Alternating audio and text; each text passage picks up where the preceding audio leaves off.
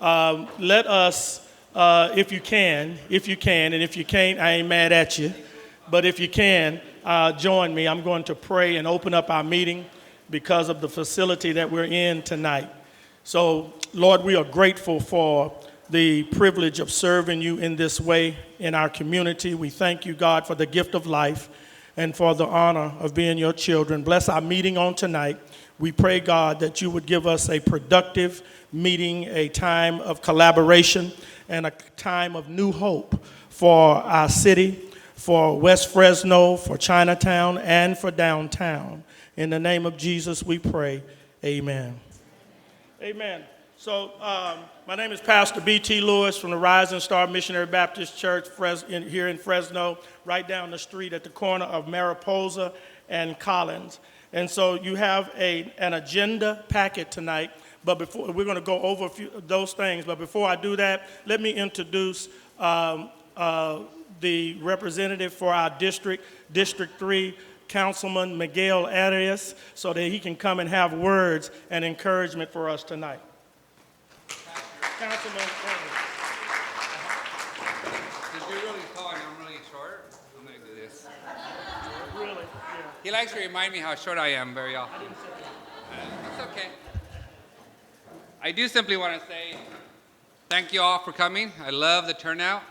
And more importantly, we are 2 weeks away from breaking ground on the first TCC project. So no pressure, but the general public and the residents of District 3 are finally going to start seeing dirt moving, sticks going up, and it's going to be very pivotal for us to remain on schedule, make sure we flesh out and get any questions that we have resolved, answered. We do have some new members of the Oversight Committee that are going to help us continue to remain on task. So with that, good luck, and let's keep this train moving.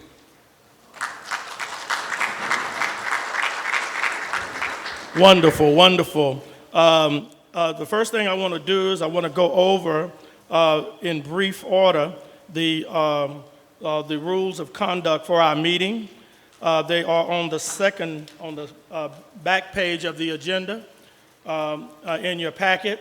What we want to do in all of our meetings is we want to, and by the way, these come from our Outreach and Oversight Committee. We want to practice respectful listening whenever someone is presenting or making comments. We want to practice respectful talking. We want to be careful about how we address one another. Make I statements instead of you and us, they statements. Remember the principles of gratitude and invitation. Be present.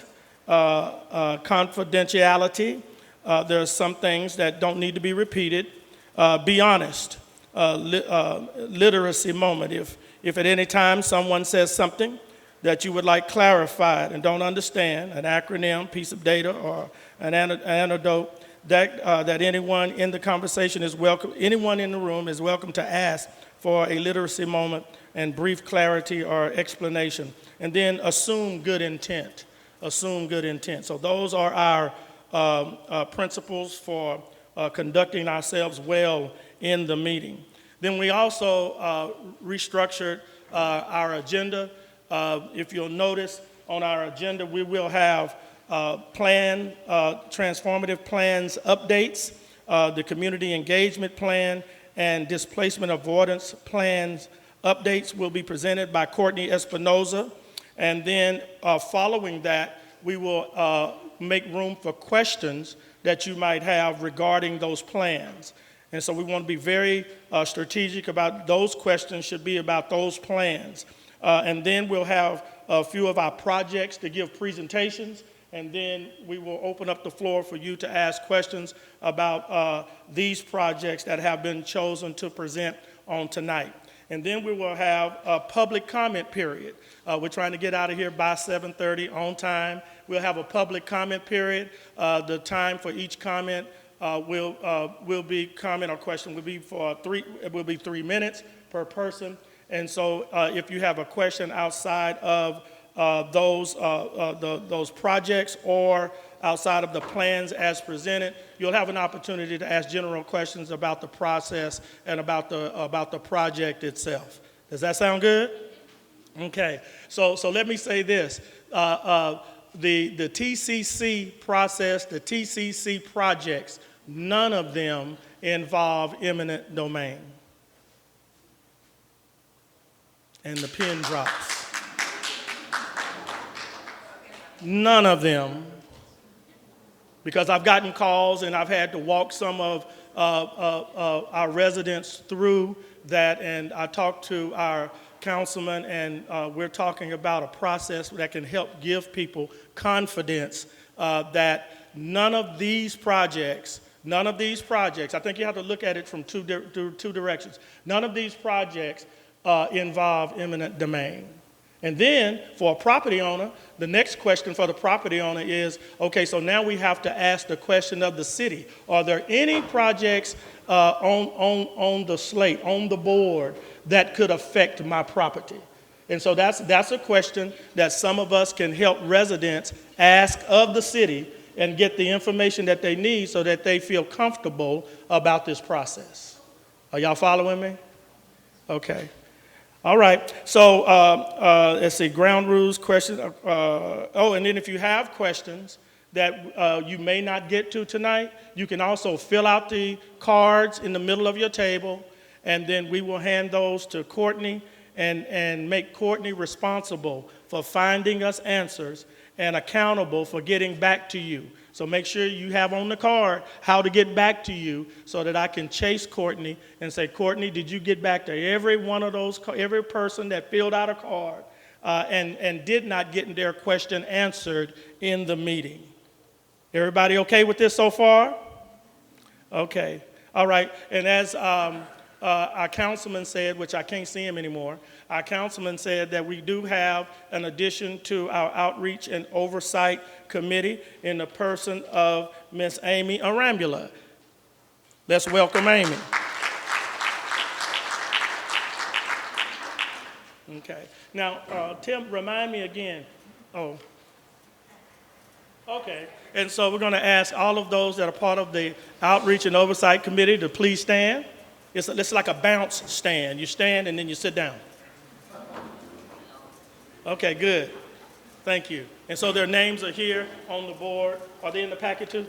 Okay, and they are also in the packet. Now, where do we have openings for? We're still accepting nominations for one for Southwest and one for downtown. Okay, so if you have somebody in mind that you think can represent those particular areas, you might want to encourage them to apply to be part of the Outreach and Oversight Committee. The process is application, and then the current Outreach and Oversight Committee members review the applications and then make recommendations to the mayor's office, and the final interviews and decisions are made by the mayor's office. Did I get that right? Cool. All right. All right. So without further ado, I'm going to invite Courtney up, and she's going to carry us through the reports from the Community Engagement Plan and the Displacement Avoidance Plan.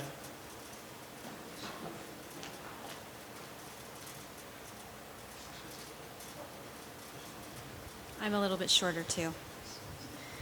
Hi, good evening. Welcome everybody. I'm Courtney Espinoza. I'm the Program Implementation Manager for the TCC project. So we're going to go over a little bit about the Displacement Avoidance Plan and the Community Engagement Plan and give you an update.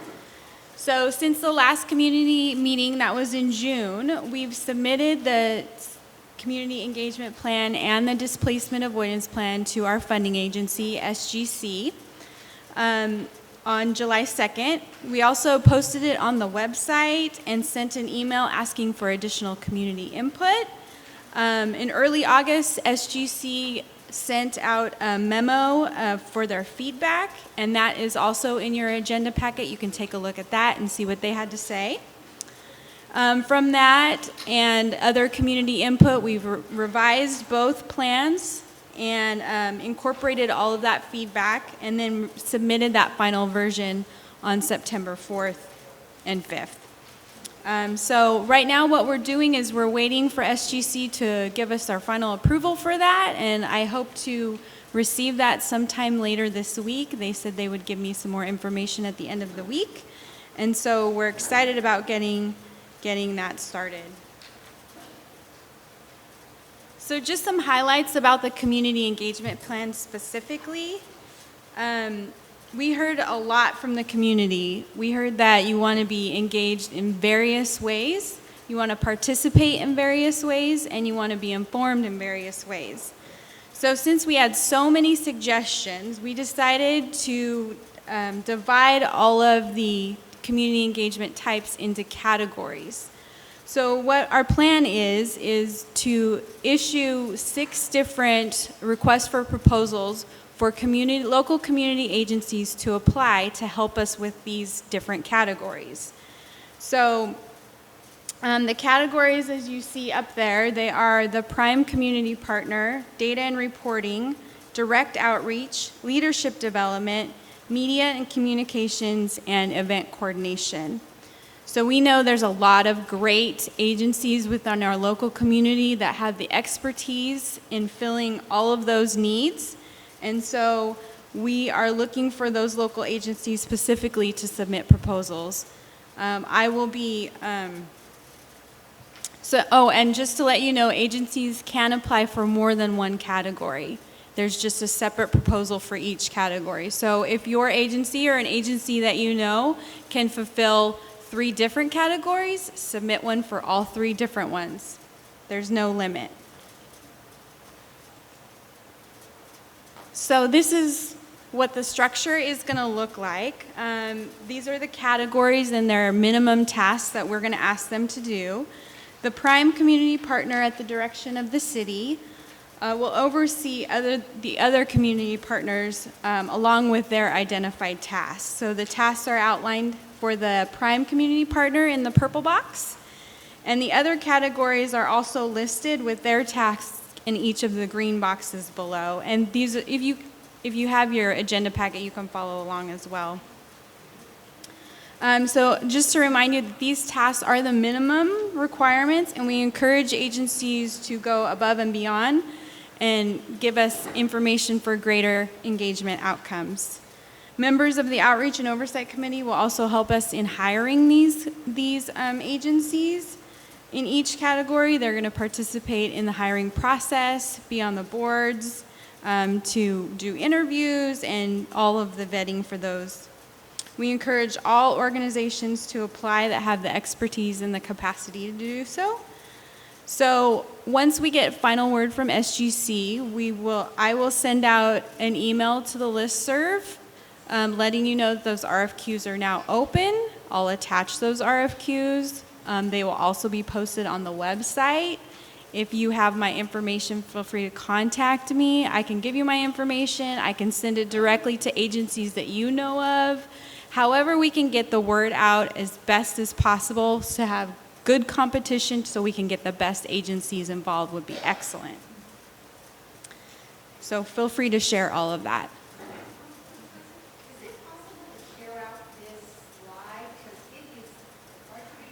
Absolutely. So after every meeting, I post all of this information, all the slides on the website, so feel free to look at that. It's also being filmed by CMAC, so you can go back through the video and look at all that too. Great question. Okay, so some specifics about the displacement avoidance plan. And we had an overwhelming response from the community to determine what the displacement vulnerability is for the Transform Fresno area. So we know that there's going to be no direct displacement, just like there's no eminent domain. There's no direct displacement as a result of all this new infrastructure, but we just don't know what the potential indirect displacement could be, if any. So that's what we need to find out. So our plan is to hire a consultant to do some research and data collection.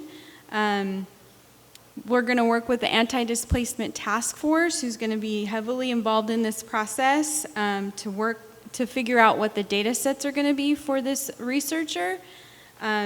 to look at what their scope is going to be, and participate in the hiring process as well. So those are the anti-displacement task force are really our experts in the field and representatives of our community. So we are going to tap into that as best as possible. So the consultant will conduct research, and it's going to be both quantitative and qualitative research. So they'll actually be talking to residents as well as looking at data.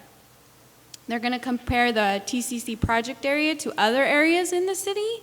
They're also going to compare the city of Fresno to other cities within California that may be experiencing this. And they're going to produce a data and analysis report. Also part of that contract with the consultant is they're going to present a community workshop. So we're going to invite the community, they're going to present the results, they're going to present all of their data, they're going to allow for question and answers. So we encourage everyone to participate in that. They're also going to present in front of City Council and give a workshop in front of City Council as far as what their data resulted in and any recommendations that they have.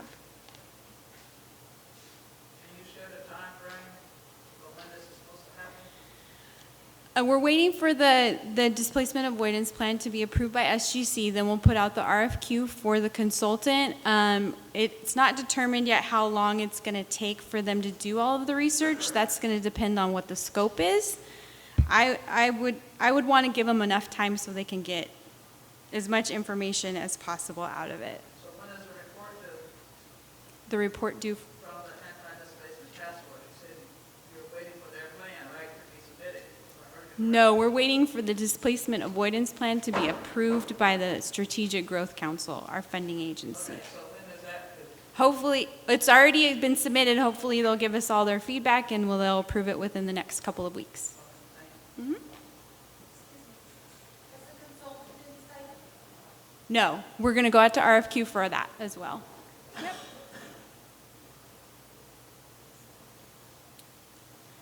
Okay, the consultant will also address policies that were identified by the community specifically, and any other policies that may be recommended by the anti-displacement task force. So the community identified policies were rent control stabilization ordinances and rent review boards, just cause eviction policies, and rental subsidies for local and minority owned small businesses. So other programs specific to Transform Fresno that will be implemented as a part of this displacement avoidance plan is a first-time homeowner incentives and protection program. So we're going to work with local agencies to put on a biannual home buyer and financial literacy education summit. There you will learn about the process of home buying, qualifications for purchasing a home, and a credit seminar as well. We're also going to do a project labor agreement that was adopted by City Council for all city-led construction projects. And the implementation of the project labor agreement is to encourage contractors to hire from the TCC, or from the Transform Fresno project area specifically.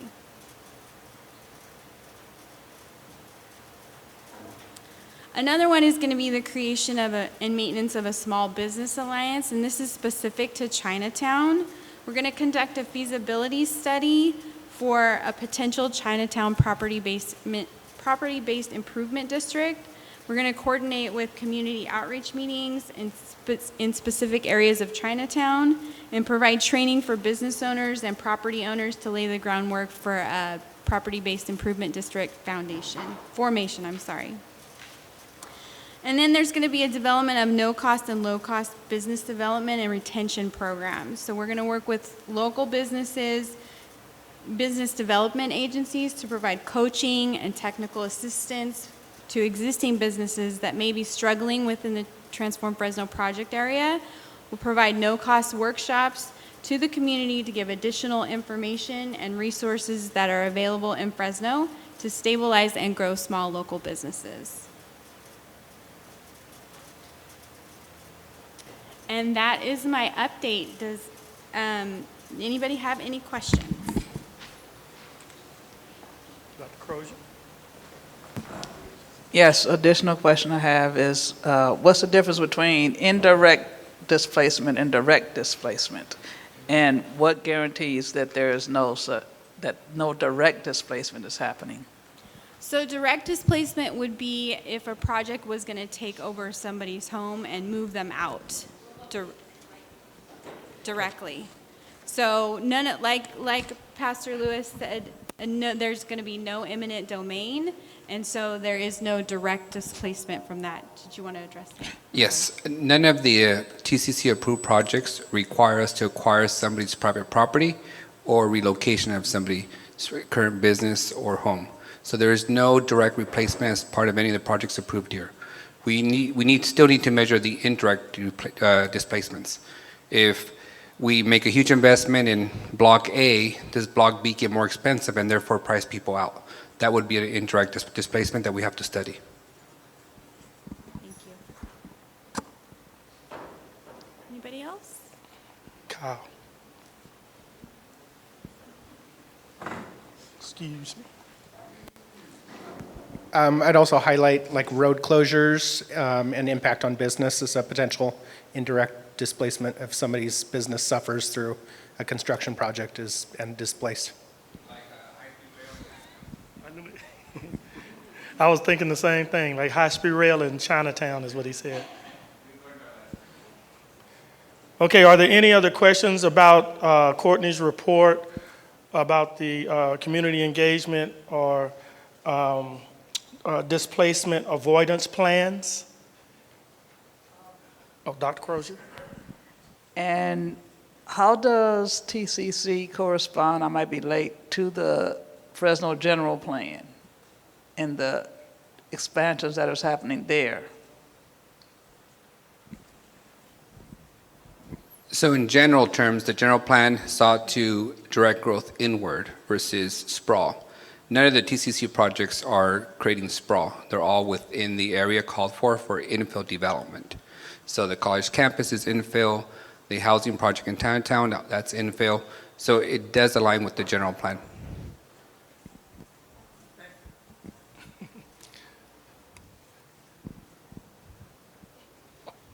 I'm trying to reach Ivanka.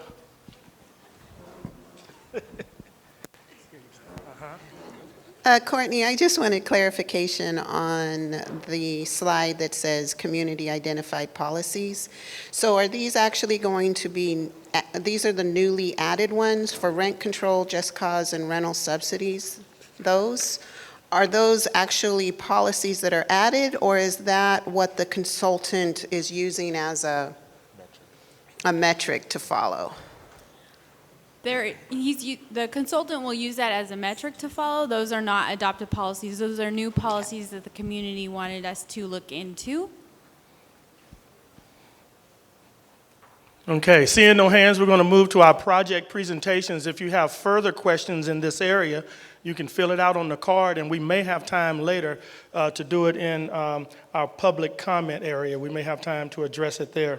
Okay, so now we're going to invite Sean Riggins and Brian King and their team up to talk about project number 2, Partnership for Energy Savings and Greenhouse Gas Reductions in Southwest Fresno, Fresno EOC.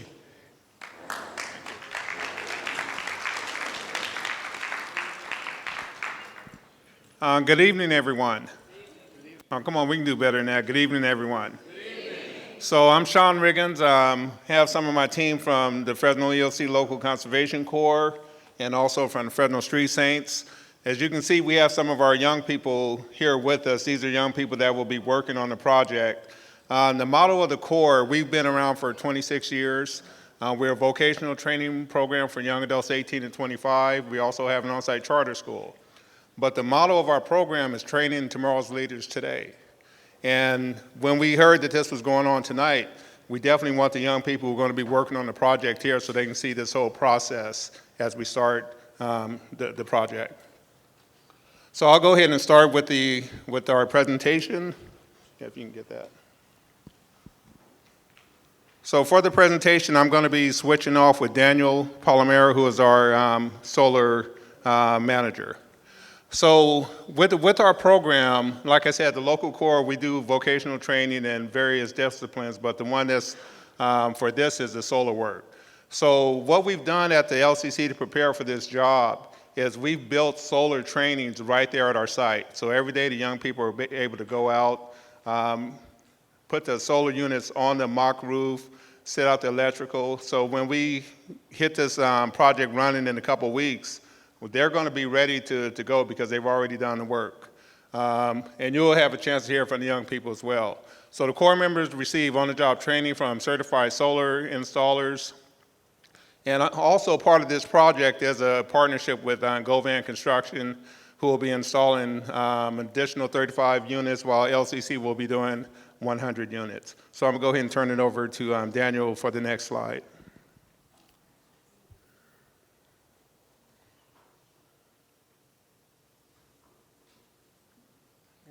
It's moving on the computer, but not moving up here.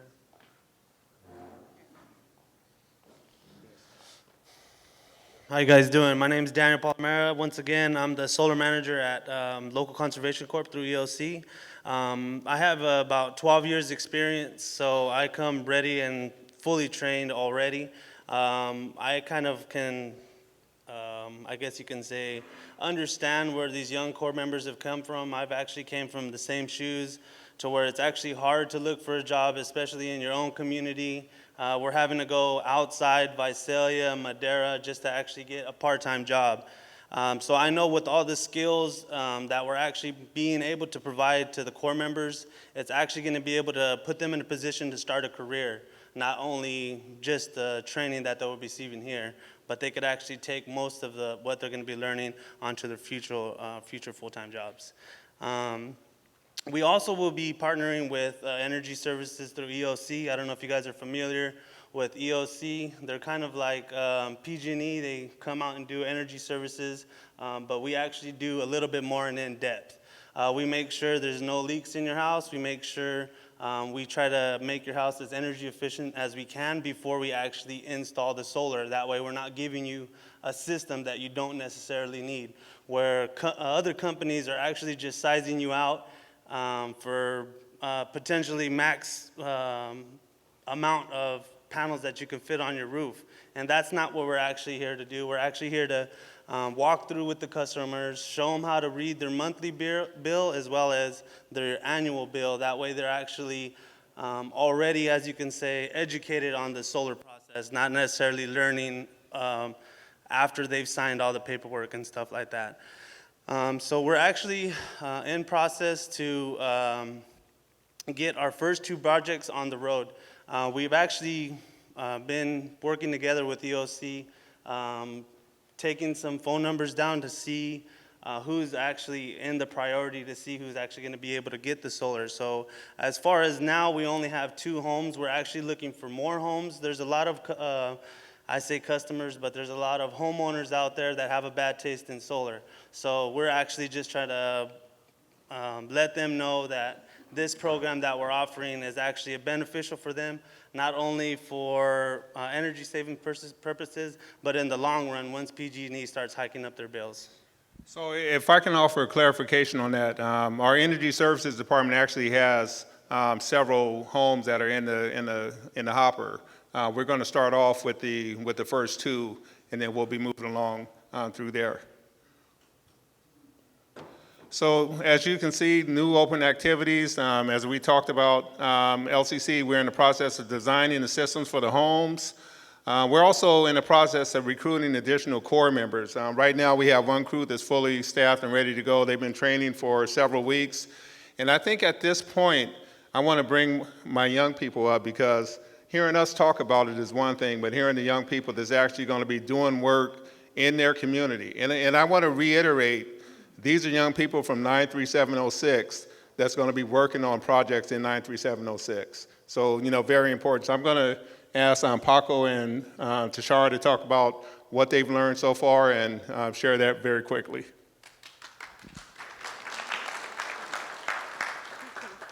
Hi, sorry. Hi, my name is Tashara Lavender, and I'm with the Local Conservation Corps. And I just transferred over to solar, I can say 2 weeks or 3 weeks ago. And so far, we've been learning how to install the panels on the mock roofs and memorize the parts, the tools, where they go, how to place them, with the breaker boxes and the wires. So I can say it's exciting for me because I stay over here on Southwest. And I'm just ready to get started with the process. Thank you.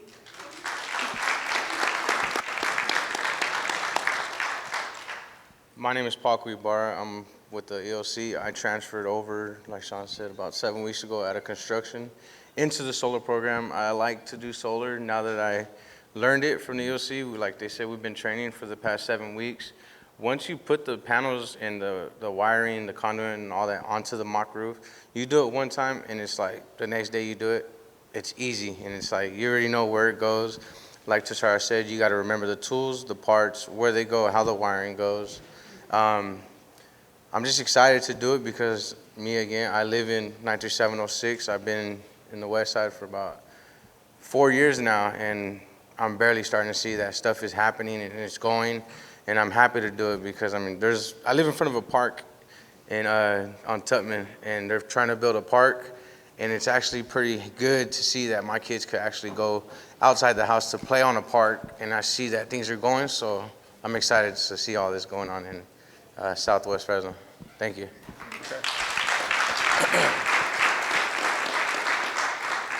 So once again, I just want to thank the voters who voted on this project, because through your vote and approving this project for Fresno EOC, we're creating careers for young people, not just jobs, not just going to work at McDonald's, what have you. These young people are going to be taking these skills and transferring them to be able to go into a solar company.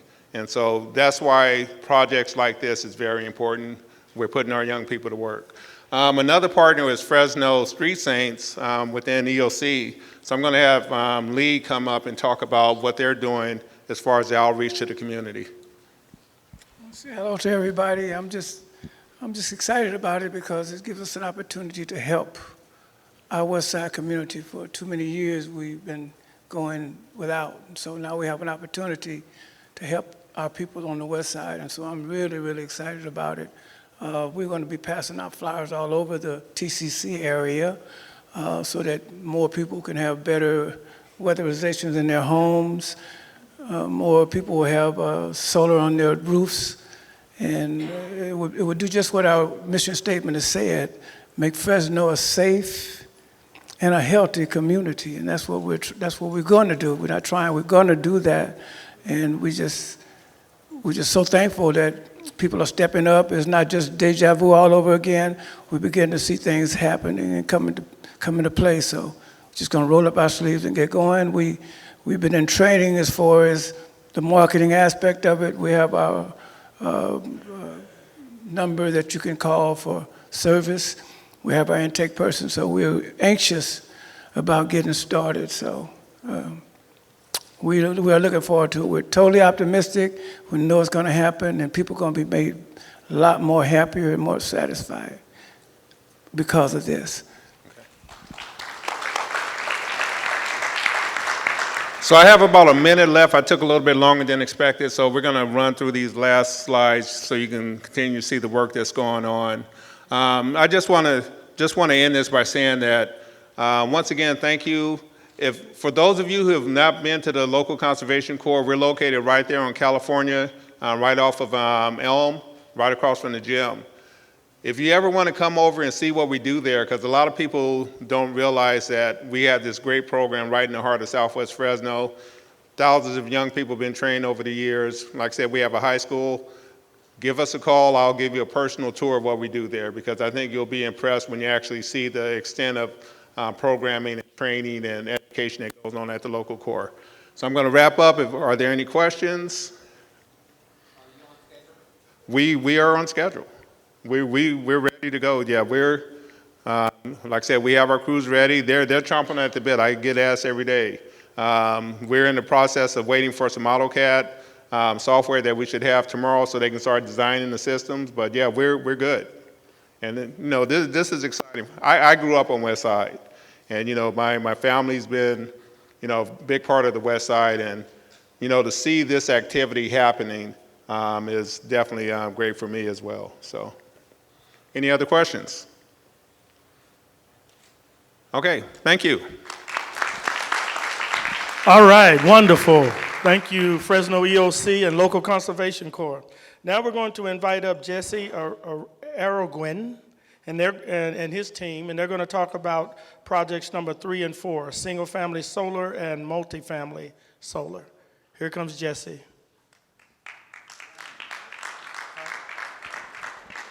Hi, everybody. How we doing? Good. All right. Well, let's see. I'm with the Grid Alternatives Organization. We're a nonprofit solar installer.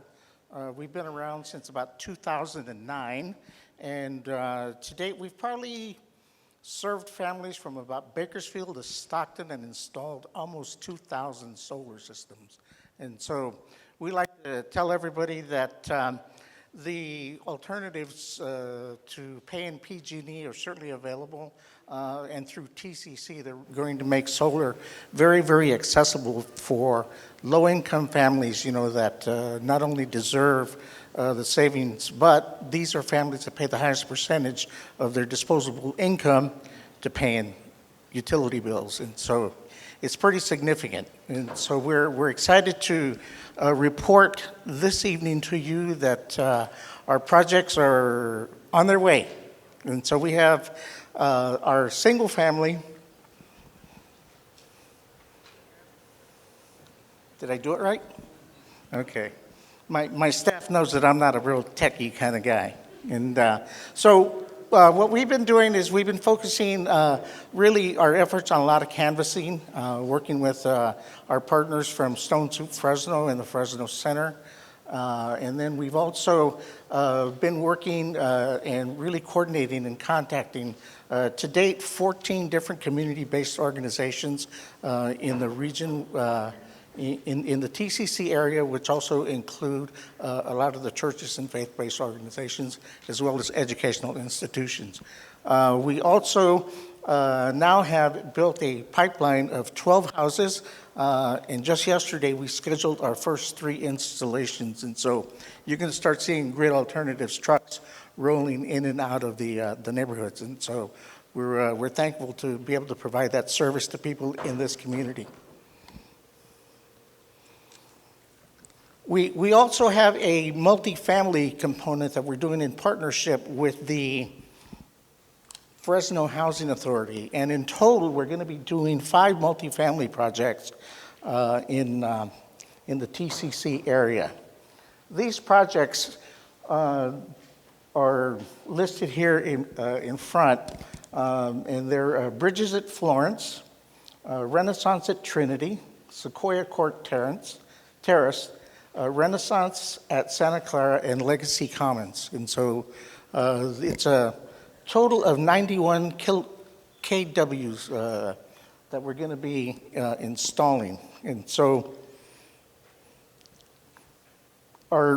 this is the preliminary design for our first project, which is Bridges at Florence, which, by the way, it will be kicked off officially on October the 3rd between 10:30 and about 12:30. So this will be our first project that we're going to be doing. It's 20.74 kW, which basically will save $193,000 in energy savings. It will reduce 397 tons of greenhouse gases. The total lifetime production of the system is 851,146 kilowatt hours. And it really, in terms of impact, it's like taking 76 cars off the road for 1 year, or the equivalent of planting 9,236 trees. So that might help Tree Fresno a little bit as well. So anyway, yes, ma'am. The average life of a solar system is 25 years. So if you divide that number by 25, then that's how we come up with that calculation. And then what happens so you got to replace it at the end of the initial installation? So what does that mean? Well, they're warranted for 25 years. And so the housing authority at that point, should there be issues, with the degradation of the panels, maybe a reduction in the efficiency in the actual production, they might want to upgrade the components. But as long as you don't throw rocks on it, or you get hit by lightning or something crazy like that, more than likely it would be. May I add, for those of you who don't know, Bridges in Florence is a senior citizens living complex right next to the high school, with actual rocking chairs outside of each home. So of course our senior citizens are on fixed income, but the properties that were selected were also selected based on the fact that they were newly constructed or renovated by the housing authority. So by the time we get the 25th year, they're going to require an additional modernization at that point. So it's going to coincide with the next, natural renovation, modernization of the facility. So we're hopeful that the lifetime of these solar panels will be perfectly aligned with the need to invest in back those properties. But it's a really neat property. You guys have never seen it. Community garden, great place, super quiet neighborhood, and it's a really nice investment. So, yeah, I had an interesting conversation with our folks from our volunteer department when I'm asking them, well, how many volunteers are we going to get to install solar? And they looked at me and they go, Jesse, you're as old as they are. I said, oh, that's not good. So we are looking for volunteers. To date, part of our work does involve solar training. Folks that come to train with us get a OSHA 10 certification, as well as a CPR certification, which employers look for those type of certifications when people are applying for jobs, and it doesn't really matter what kind of job it is. And so, we're glad to offer that as part of our service. To date, we haven't done our first installation yet, but we already have 5 people trained in solar, and I think 3 of them are getting ready to go to work next week. So.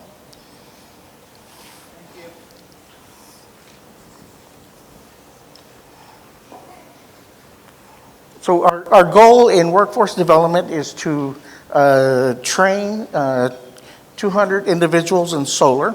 Our hope would be that 99% of them would come from the 93706 TCC area. Training is offered every 5 weeks.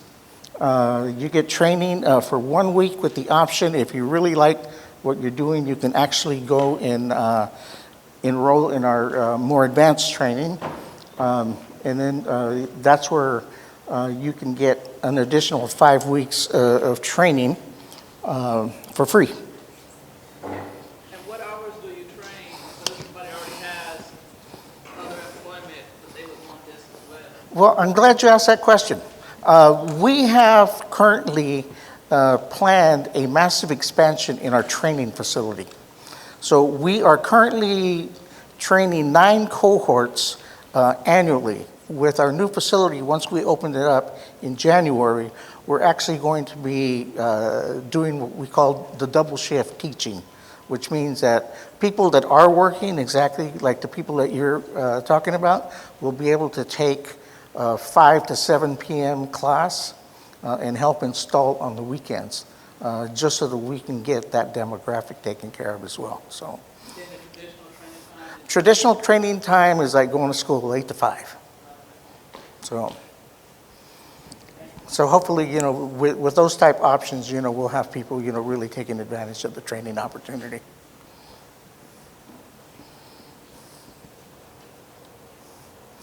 And if you're interested in finding out whether or not you qualify for solar, we have a dedicated staff person named Alice Gonzalez that works for us full time. And if you're interested in training, you can contact Nancy Anderson at these numbers down here. I think did we bring information on this? Yes. Okay, you can talk to my colleague, Farhana. Any questions? Yes, sir. The solar panels that you guys will be using, what's the brand? We get panels from all over the place. We have Canadian Solar. We use Sun Power. We have some Trinas still. So we have partnerships with solar manufacturers that give us deeply discounted equipment. And so typically what we'll do is we'll look at what the application is in terms of whether it's a multifamily house or a single-family house, and then pick out the most appropriate wattage and fit for each individual project. You guys have power production guarantee as well? Yeah. For the 25 years? No, the power production guarantee, I think, is 10 years, and then if you want to buy additional guarantee, then you can get that for an additional cost. So break down power production guarantee for those of us who don't know, please. Okay, it is an estimate of the power that will be produced over a certain length of time for the system. Okay, typically that warranty is about 10 years. So based on how you design your system, you can say with certain statistical confidence that this system is going to produce for X amount of years at this level.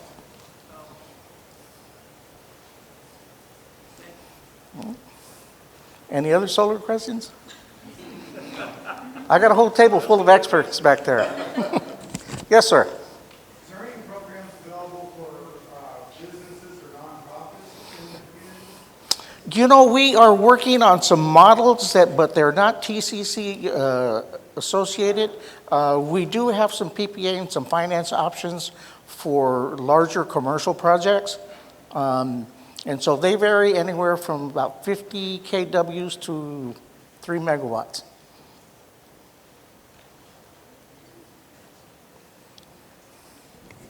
Well, thank you very much. All right. Thank you, Jesse. All right, so now we're going to invite Chris DeLeon up, Fresno Metro Ministry, to tell us about project number 12, Yosemite Village Permaculture Garden and Farm Incubator.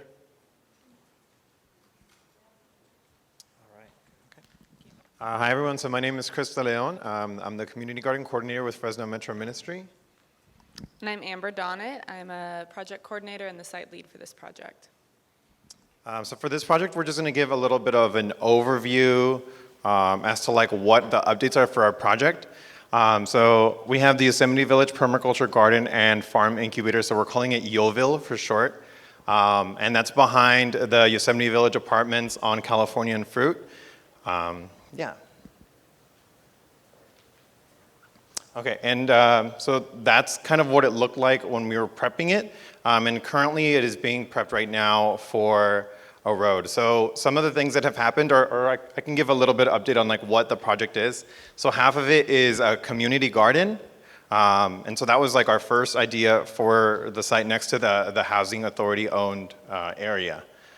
So this area here are some Housing Authority houses and complexes, and then this was just kind of vacant for a really long time. So this first area down here on the half of it's gonna be the community garden, and then this top area up here is the urban farm training site where we'll be training upcoming farmers or farmers that wanna learn how to produce food without tilling, without using chemicals, and how to produce more food. Instead of just like 2 or 3 crops per season, they'll be producing like 6 or more. And so how do we do it in a way where they focus on soil health and really focus on like instead of tilling and lifting up all of those things, really utilizing what we have and utilizing things like compost and how to have that on site and also incorporate that into their projects and how to reduce water usage as well. Ideally, they'll be creating self-sustaining ecosystems within their landscape. Yeah, and those there will be 3 plots, 3 half-acre plots per farmer, and they can check those out for 2 or 3 years. We're still figuring out like the curriculum for that part. We're working with a couple of other permaculture community members that may know like permaculture, and we're using the Kaiser model based off of the Singing Frog Farm. All right, so we just wanted to give a little snippet on like the current things that are happening right now. We didn't want to like overwhelm you with like, these are all the things that are going to happen in the next year and a half. So we just have the roadways and pathways are being done right now. So there's going to be areas for people to walk through. We're planting over 80 trees. There's going to be 400 plants being planted on that Plant Volunteer Day. So there's a handout that was passed out or that was over there. So please come on out. We're going to need all the help that we can get. So we're planting both native trees and fruit trees. And then lots of native shrubs for pollinators and to bring in beneficial insects that are going to help without using chemicals, right? So we have the roadways. We are also going to be doing some irrigation workshops just as the roadways finish up. So we're going to do some workshops on how to install your own drip irrigation if you want to install it for your home. Or if you really want to get those skills, and you can ask our professionals that are installing the drip irrigation, like how you do it and how you maintain a drip irrigation system. We're also working with YLI for this project with Youth Leadership Institute and the Master Gardeners. So we're going to work with some of the young people from Edison High School and Gaston Middle School on doing outreach for this project. Do you want to talk a little bit? So we'll be partnering with a few of the clubs that YLI has at the campuses, like Club Live, Friday Night Live, and the Boys and Men of Color clubs. And so we'll be doing permaculture trainings with them, teaching them some of the basic principles about permaculture so that they can help lead the farm and interact well with the farmers that come to train there. And then our groundbreaking ceremony is also October 1st, so please come on out if you're available from 9 to 10. And like I mentioned, our tree planting days will follow. We have a couple of more plants that we're going to plant aside from those 400. We're just waiting later on for those as well. And we're also putting together a garden leadership team from residents that are local to the site. So if you are local and you want to join the garden leadership team, we're going to be meeting and deciding like how the site gets used, what kind of programming we want to use, what kind of agreements we want to make as gardeners to make sure that the site is used well. But eventually, the goal for this project is that there is a community garden in front. There's a way for people to see how they can scale up and also incorporate some of those permaculture techniques into either their gardening, or if they want to then get a piece of land after they're done being trained, they can do that as well. And then the food that's being produced from those farmers, we are going to be putting up fruit stands and farm stands that people have access to once a week, where they can go and buy produce that is discounted. So that'll be a direct way to feed the families that are around the area, even if they're not involved in the garden. All right, so we have a couple of updates. Do you want to give? We kind of just talked about that. Right? So we kind of covered it already, but we've got some clubs involved from Edison and Gaston. Some other updates that we've got are the road going in currently. We're getting our water all set up at the site. We plan to have the road built of eco-crush material, and so that'll be going in this week. Yeah, and so we're super excited about all the new things that are happening. We're having our groundbreaking ceremony coming up. Also, there's a handout. And so it'll be a small-scale press release and then have some people from the community involved. Hopefully get some people from the young people from the high schools and the middle schools out to participate as well, so that their parents can come and see what's happening and get involved in that way too. We are, I want to say like a month behind, just because we were like, okay, cool, right? When young people come into school, we'll like meet with them, but then that doesn't work with them because then they're still trying to get used to school, and so we're like, okay, so this month. So we just had our, like the club rush was last week on Friday, and then we're going to be meeting with them and like doing permaculture trainings and how to do community engagement, because they're also going to be helping us do like door-to-door canvassing and figuring out like how does that tie in with community health and how we can best like utilize their assistance too. Yeah, and we also definitely want to get them involved at every level that we can. So young people have definitely great minds and great skills. So out of that garden leadership group that I was mentioning, we want to have, like, we have 2 seats that we're like, these are going to be 2 young people residents from the community. So I was going to mention to you if that, like, community and outreach person, if that could be a young person, that would be awesome to have them fill there. They did ask me if there was ways for them to be involved at multiple levels. So that would be a good way to have them involved. And you already have these, so Yeah, so these are the contact people if you have any questions on our like community engagement or like what we're doing. So it's Amber and I, we're both from Fresno Metro Ministry, and we're pretty much working on like logistics and sites and getting all of the data and numbers collected and engaging community members that are immediately around the area. And then we have LJ and Cynthia from Youth Leadership Institute, and so they're the ones that are going to be training all of the Edison High School students and some Gaston Middle School students as well on like how to do outreach and what community health looks like, public speaking, and we're going to be helping with the permaculture part. Yeah.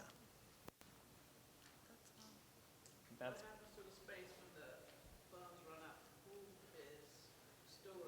yeah.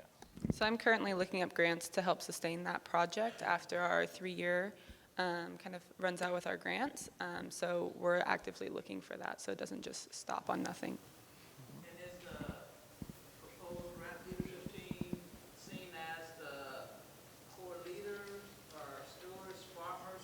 Mm-hmm. Yeah. Yeah. So we want them to, we're going to bring them together. They're going to receive some stipends as well for being like part of that group. And then we want them to figure out like how are we going to sustain it. We want it to all be a learning process as well. So all of the sustainability will be in workshop mode. So if we do like tree trimmings, then we'll put on a workshop on like how to trim trees and how to properly care for trees. And so we really want to get community members that have those core skills to come on out and teach other people how to do it and how to replicate this. And then the funding that we're looking for, we're really looking for more funding on business development for farmers, right? And so we, as Fresno Metro Minister, we already manage other gardens, and the gardening parts, we have that down. But the part that we really are looking for community members for is like those that have business development skills, especially on like how to start their own farm, like farm business, and also like how to tie into different kinds of markets. So those are some areas that we have some people in mind, but we really need a core group to help us develop a curriculum that then we can train those farmers on, and then those farmers could then train community members back on as like their second year once they really get their hands in on the project. Yeah. Yes.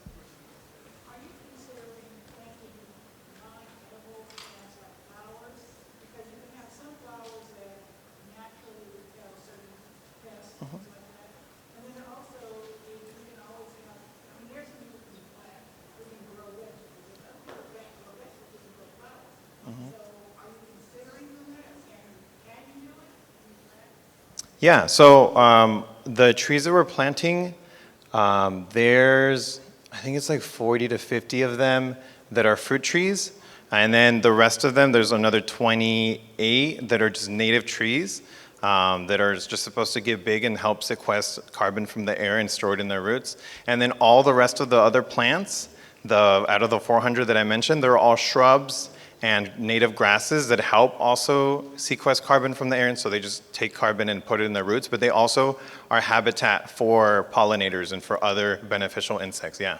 So most of it around is gonna feel very natural, like a natural green space where you can walk around, and the areas in the middle are gonna be where gardeners can check out a plot, and they'll have like free range over like what they get to grow as like for their own households.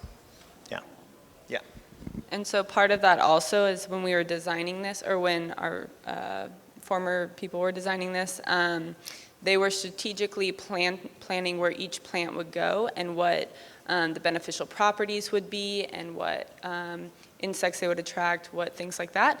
And so they put 2 years, I think, into designing where each plant specifically is going to go, fruit, vegetable, native grasses, all of these different, and how they will affect each other to create that sustaining ecosystem, like I had mentioned earlier. Yes. Are you guys going to be doing anything with aquaponics or hydroponics? So at this point, we're only utilizing that front area land that we saw, that we showed, but there's tons of land around the area. So currently, we're not working with areas that don't like require land, just because there's so much area that the housing authority has there. So not currently, but I think those projects are really cool, yeah. And if they ask questions, we're still open for any other questions for, yeah. Any other questions for Chris and Amber? I was supposed to be running the mic around. I just got really lazy. Yeah. Okay, well, thank you very much. All right, we're going to invite now our last project for this evening is going to be presented by Nia Hodge Greer, Inside Out Community Garden, project number 14, Fresno EOC.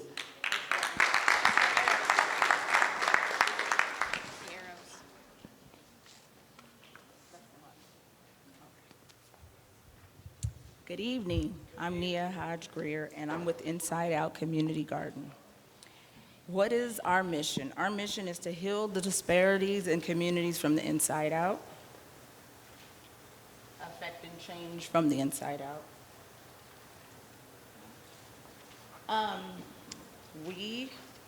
Our mission is to heal the disparities in communities from the inside out. We believe that food is a universal love language and can reach past our color lines and improve the community holistically. The objective is to heal through education, community participation, and building healthy eating habits while also combating food injustice in Southwest Fresno. So our mission is to break generational stigmas and curses, basically the things that have been believed about farming and growing your own food, and affect and change socially. So we are reducing the greenhouse gas emissions by planting drought-tolerant foliage. We'll be using organic soil, composting, recycling, and no pesticides will be used. We will also be planting 5 trees. We are located at 1345 West Eden, which is Sunset Community Center. We'll be there with Fresno Street Saints and EOC as well. And let me stick to these are the additions that will be added, the new additions that will be added to the site will be 2 benches, 5 trees, an ADA accessible garden bed, and a path, a tool shed, and 2 composters.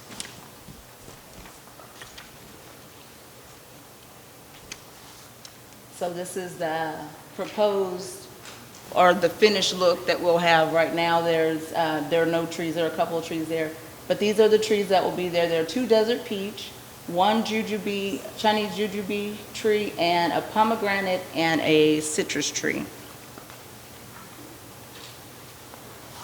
Again, this is like the side view where that tree is sitting. There will be an ADA accessible garden bed put there, as well as a path, and the tables and the umbrella. This is the proposed site for the tool shed, but I think it'll be somewhere else. But that's where we keep our supplies. These are the existing garden beds. So there are 5 existing now.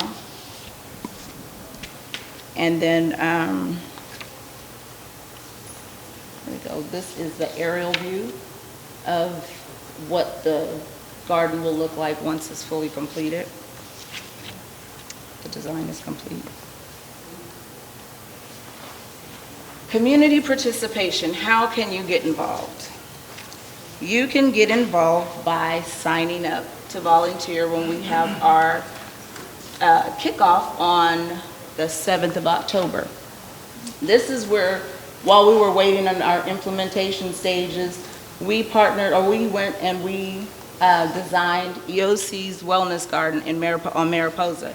So myself and another family garden, Royal Roots Family Farm, went and designed and did the Wellness Garden for EOC. So the way that you can help and get involved is to sign up as a volunteer, come and help tend the garden, clean up, help plant, help harvest the crops. There will be quarterly cooking engagements. So at harvest time, you'll be able to come out and participate in the preparing of the food that was harvested in season food.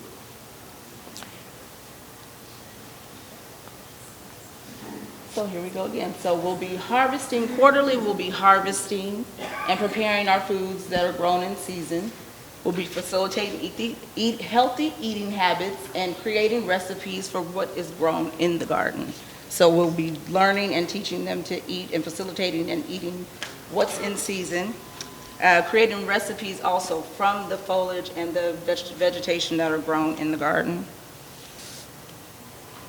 Again, we'll be sharing the recipes that we'll come up with recipes as we go. So when we harvest the fruit and vegetables, we will then create recipes from that and eventually share them in a cookbook. Yes. Who wrote that cookbook? I wrote that cookbook. I wrote that cookbook.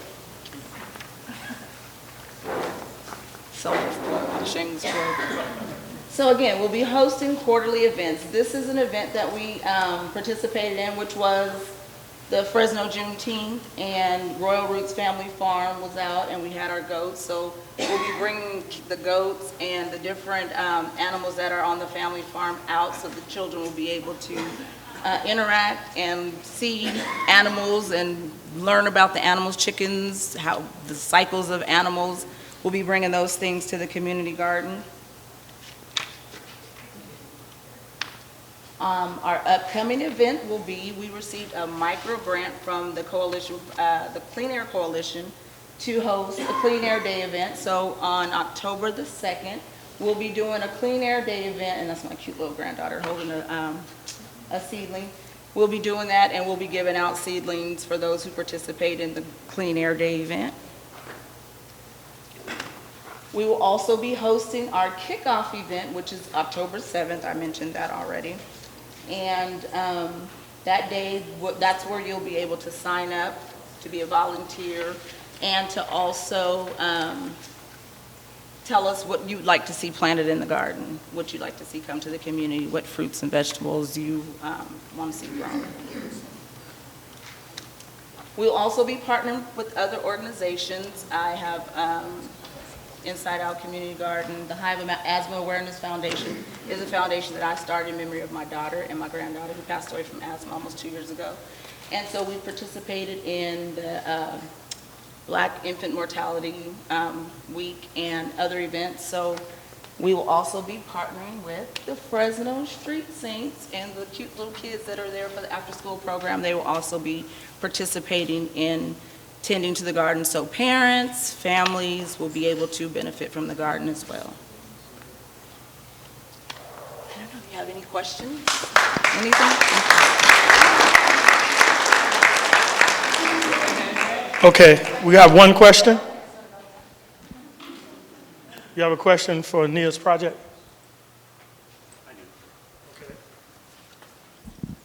I met Nia a couple of weeks ago, and I just want everybody to know that she's an excellent writer. She's a good author, and her cookbook is beautiful. I suggested everyone ask for a copy of it. She's not promoting that book. I'm going to promote it. It's a beautiful cookbook. Thank you. Great comment. Any questions for Ms. Greer? Any questions? She's trying to run from this boy. She's just trying to get out of here. Any questions? Oh, Sister Curry. Hold on. Thank you so much, and your presentation was great. I want to know where to get your cookbook. You can purchase the cookbook from myself, or Okay. Amazon is on Amazon as well. Yes. All right, well, thank you. Thank you. I think we did that. Okay. All right. So you've heard from 5 projects tonight out of 22 active projects. December 11th, I believe, is our next community meeting where you'll hear from an additional 5 projects. There are people around the room related to the projects that are part of TCC. I hope you remember some of the people that you saw tonight, that you can ask them in more detail about the projects that they're leading. And of course, you have other people in here that are part of other projects, part of the TCC process. And so make sure you mingle and learn and see how you can fit into what they're doing and become a part of that and participate. We still have time for public comment. Any comments or questions that you still have, please raise your hand and I'll bring the mic and you can ask your questions either about projects or process Anybody? Anybody? Oh, okay. Chris? I just wanted to add that we didn't add our site plans to our slides, but I brought them with me, so if you're curious as to what the end result will look like, I know I didn't put it there, but I brought it with me, so you can come and talk to me and see it in person. All right. Anybody else? Oh. Not a question, but an analysis. Well, it's public comment, Doctor. So for the last 2 years, Fresno EOC and several community groups in Yolanda's group, Southwest PD, we put on a Safe Night Halloween event right there on California Avenue. We shut down California, the local core site, and Yolanda site across the street. We have 2 huge haunted homes. Haunted houses, haunted homes. Yeah, I think it's time to go home, but. So the whole point of this is about 3 years ago, there was a large outbreak of violence in the community. And we had several listening sessions at the local core. And what came out of that was people wanted to have a safe place where we can go and get together as a community. So this Safe Night Out kind of grew out of that. West Fresno was doing it before that, but this is the first time we started collaborating. So the past 2 years, we've had about 2,500 family members come out. And like I said, it's a great event, so I just want to invite everyone because we've run into a lot of families who say they used to take their children across town to trick or treat. Now they have this spot here in West Fresno that they can do that. So it'll be on the night of Halloween from 4 to 7. So we definitely invite you to come out. All right, thank you for that, Brother Riggins. Anybody else? Any comments? All right, so before we leave tonight, we want to meet with the Outreach and Oversight Committee members over here in the corner. Please stop by so that we can have a quick conversation. All Outreach and Oversight Committee members, please join us there, especially you, Morgan, especially you. All right, if nothing else, I'm going to, H, did you want to have something to say? Is Miguel still here? All right. All right, well, thank you very much for attending tonight. Thank you for your participation, and thank you for being a part of this process. Good night.